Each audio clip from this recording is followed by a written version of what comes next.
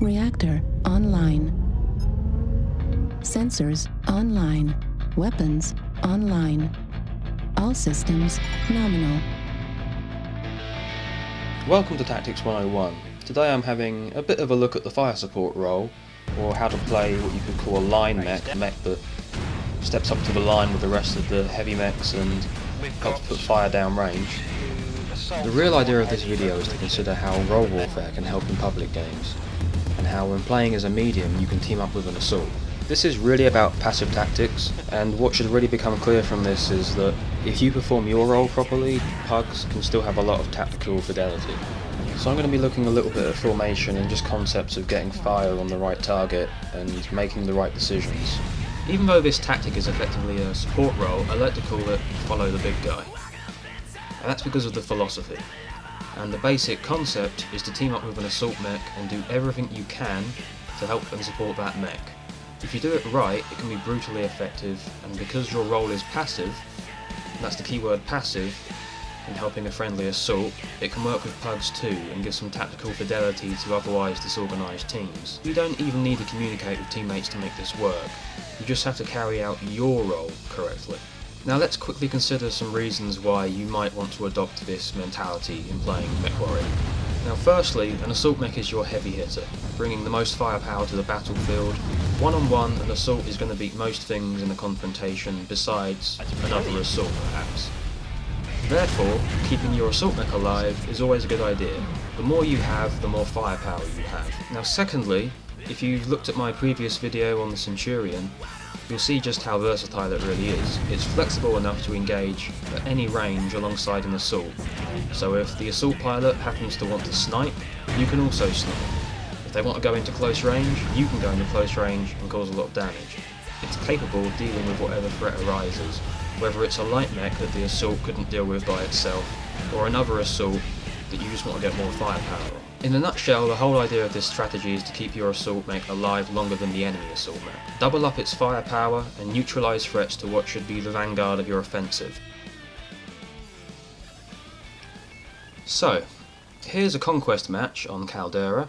I'm driving my Centurion and my friend is driving an Atlas. And we're going to team up. Now before anything really kicks off, let's talk about formation. I'm starting off here just shadowing the Atlas, keeping back a little bit from him, and just following in his footsteps really. Now thinking of the Atlas as the fulcrum point of this tactic, we want to think about staying within around 200 meters at all times if possible. While you're in formation you might want to stay a bit closer, but 200 meters is a good place to be. And also ideally you want to be back a little bit, back and to the side, so you're kind of a wingman. And the reason you want to be here is because it's a great reactionary position if a light mech or a medium mech comes into circle. Because what do lights and mediums do when they find an Atlas? They circle behind it. If you're back here, you can shoot them as soon as they try to do that. You've got a firing arc on them, and between you and the Atlas you can cover all of the firing arcs, or you can chase after them and you get your little circle of death going on. It's a really stupid diagram, I know. Some people might even find it condescending, but the point of it is just to try to drum home that trying to stick in formation is actually really valuable. Creating a phalanx of firing arcs with a loose formation is often the most effective way to deal with light mechs. From here, as you're starting off a match, it's always a good idea just to get some eyes on the horizon, just so, you know, if anything's coming to scout you, you spot it first. And also, just generally while you're moving in formation, this is a good position to be in, because if you look at your firing arcs, you're not really blocking each other. You've got a good wide range that you're covering there. Now of course you don't just follow the Atlas all day long. I've got the speed to hop out front if necessary, and that's really useful here where the environment can be a bit of a problem. Ideally here I should have got to the top of the hill first, ahead of the Atlas. Now if there's a hunchback waiting at the top of this crest, it could have an alpha strike waiting. If there is a lot of firepower waiting up there that we don't want to be on the end of, I can escape quicker, whereas the Atlas is going to be left slowing down, trying to reverse. It's going to take a lot of hits. And of course there's also the advantage that if there is someone waiting there and they get a shot off on me, they might decide to chase me back down the hill, and if they do, we've got an Atlas waiting for them.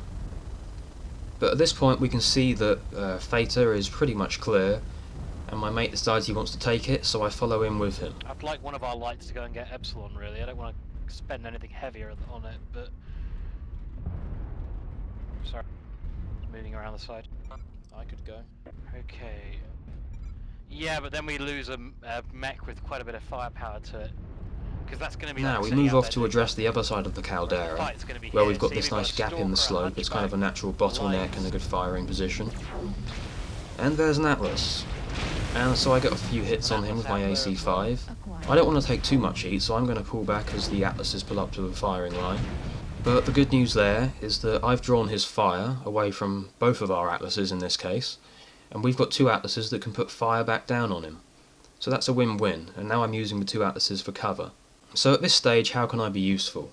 You might say, well, rejoin the firing line. But how can I be more useful? Well, I'm going to watch the flank, because I'm worried that something could be coming over that crest of the hill again.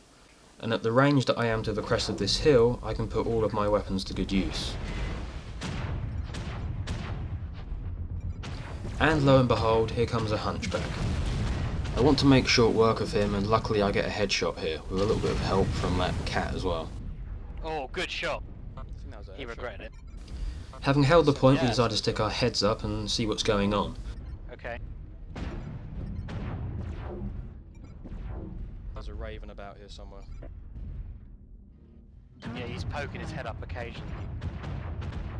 I want them to come over the ridge at us for it. I don't want to lead the charge. There's not really an organised opposition here, so I'm going to just score some cheap shots on this Atlas. That'll help soften him up for later. There's an Atlas going towards our base, I think.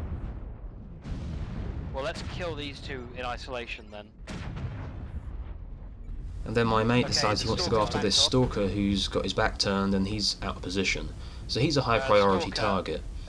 We want to take down enemy assaults. So we focus our fire on what's become an isolated target. 2 against 1, the odds are well in our favour. He's got his back to me, dumb. His torso's nearly... Just before we finish off the assault mech, a raven turns up.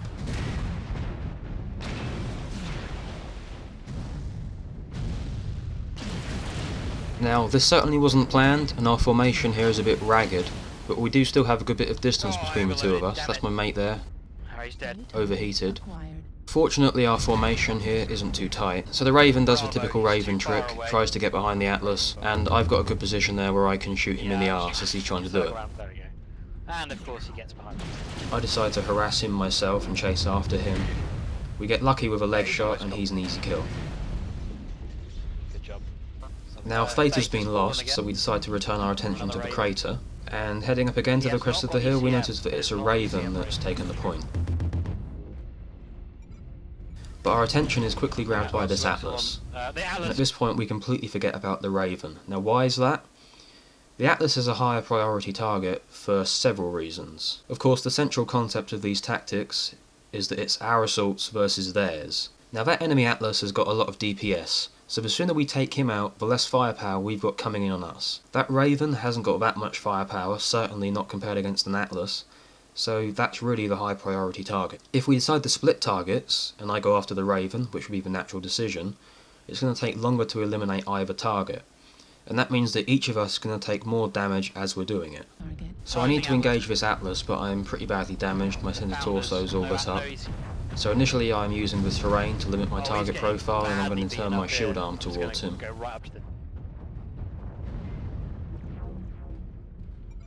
In this case we didn't really do such a good job of doubling up our firepower. My friend got a little bit too close to the mech and sort of limited my cone of fire. I couldn't really get that many good hits in. But we did a reasonable job, and in the end I actually ended up getting the killing blow.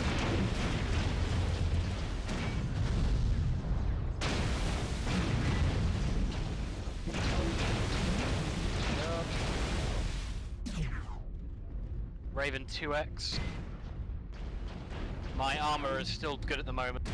Getting a bit thin on the front, but a Raven isn't going to break.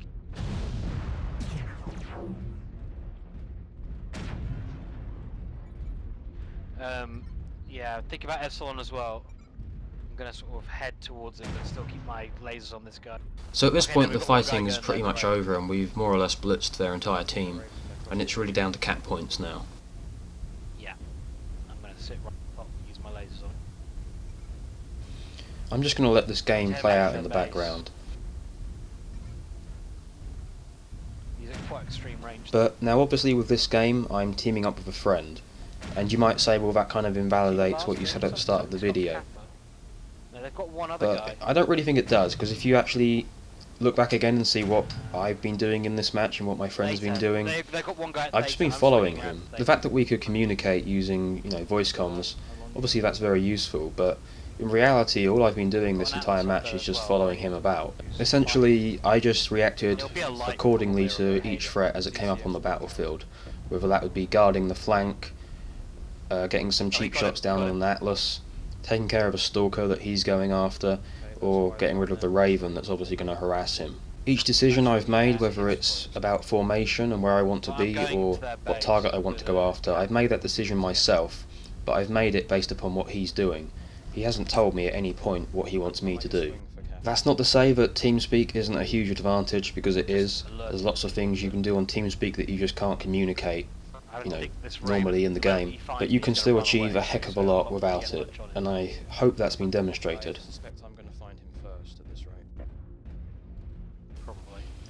Okay, so I suppose the final question might be, well, how do you choose what Atlas or what Stalker you want to team up with? Now, I'm kind of aware that probably throughout this video I've been exchanging the word Assault with the word Atlas a heck of a lot. For me, commonly running this Centurion, that's just because the Atlas suits me best. The reason being that Atlases often have quite varied loadouts, whereas Stalkers can occasionally be running as pure missile boats from range, or again with PPCs, and Awesomes can also be running sniper builds fairly often, or again missile boat options fairly often it seems. So an Atlas is perhaps your best bet without actually asking the pilot what he's packing.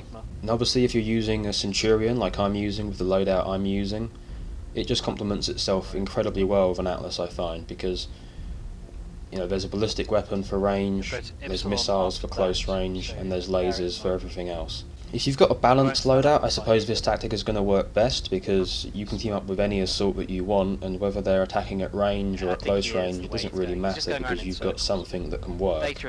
I often find that balanced loadouts are the best things to use for when you're playing just pug games, and that's really the case here as well, I think. Being able to fit into whatever team dynamic you've got is always a nice asset to have. And hey, that's kind of the whole idea of mediums, right? If you're going to run a more interesting and perhaps more optimal build, just try to make sure that you team up with something that's running a similar build, or that you're going to complement it well. In truth, any medium or any mech in fact can use these tactics, it's just about adapting them. He's doing everything he can to avoid confrontation, but he's just not. When you're new to the game, playing public matches just by yourself, it's often very hard, simply because there's not really much teamwork going on. That's sort of the main point of this video. It's just to show that if you perform your role properly in a supporting role like this, you can still have a great tactical base with which to approach the game. I've got no centre torso armor, he might get me. I've got a large laser. Just keep your damage away from him. We're past them in points. So if you're like attacking,